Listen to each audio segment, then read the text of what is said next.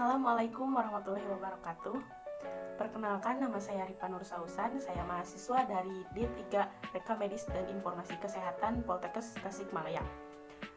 Pada kali ini saya akan menjelaskan mengenai konsep algoritma dalam lingkup kesehatan. Yang pertama, apa itu algoritma? Nah, algoritma itu berasal dari nama seorang ilmuwan di Arab yang bernama Abu Ja'far Muhammad Ibnu Musa Al-Khwarizmi. Kata Al-Khwarizmi dibaca orang barat menjadi algoritm, lalu menjadi algoritm, dan dalam bahasa Indonesia menjadi algoritma. Dan definisi algoritma itu sendiri yaitu urutan penyelesaian masalah yang disusun secara sistematis menggunakan bahasa yang logis. Kata kunci dari algoritma ialah logika. Jadi dalam algoritma itu penyusunannya itu harus logis dan harus sistematis. Nah, suatu algoritma juga harus memiliki input dan output. Yang disebut input yaitu suatu algoritma harus memiliki 0 atau lebih input, di mana input itu dapat dikatakan sebagai adanya data yang diberikan kepada komputer. Nah, lalu output itu suatu algoritma harus memiliki satu atau lebih output. Output itu seperti hasil. Jadi di mana apabila suatu algoritma tidak memiliki output, maka dapat dikatakan algoritma itu sia-sia. Dalam penyusunan algoritma itu sebenarnya ada beberapa cara.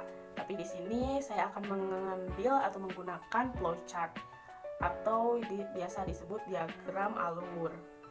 Nah, flowchart itu adalah cara penulisan algoritma dengan menggunakan notasi grafis. Flowchart juga berupa gambar atau bagan yang memperlihatkan urutan atau langkah-langkah dari suatu program. Ada beberapa simbol flowchart yang saya gunakan, yaitu yang pertama, ini bernama terminator, memiliki fungsi sebagai simbol awal start atau simbol akhir end. Lalu ini adalah flow line, fungsinya sebagai simbol penghubung antara simbol satu dengan simbol yang lainnya.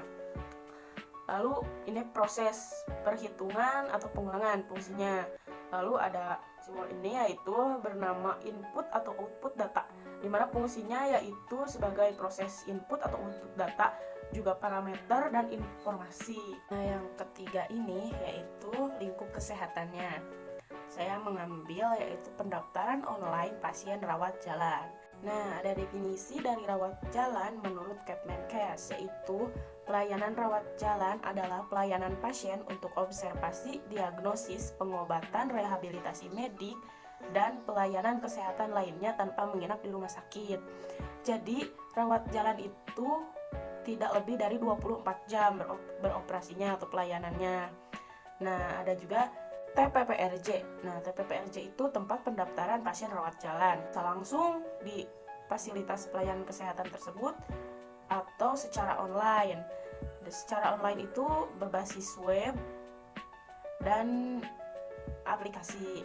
Untuk penggambaran konsep algoritma dalam lingkup kesehatan, contohnya diambil dari alur pendaftaran online di RSUD Provinsi NTB. Berikut adalah flowchart dari pendaftaran online di RSUD Provinsi NTB. Yang proses pertama yaitu kita harus membuka link website terlebih dahulu, lalu pilih ikon pendaftaran. Berikutnya yaitu ada simbol decision, di mana simbol itu fungsinya untuk pernyataan atau pemilihan.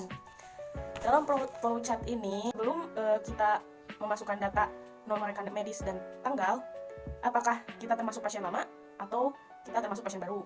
Apabila kita termasuk pasien lama, kita bisa langsung mengisi nomor rekan medis dan tanggal lahir.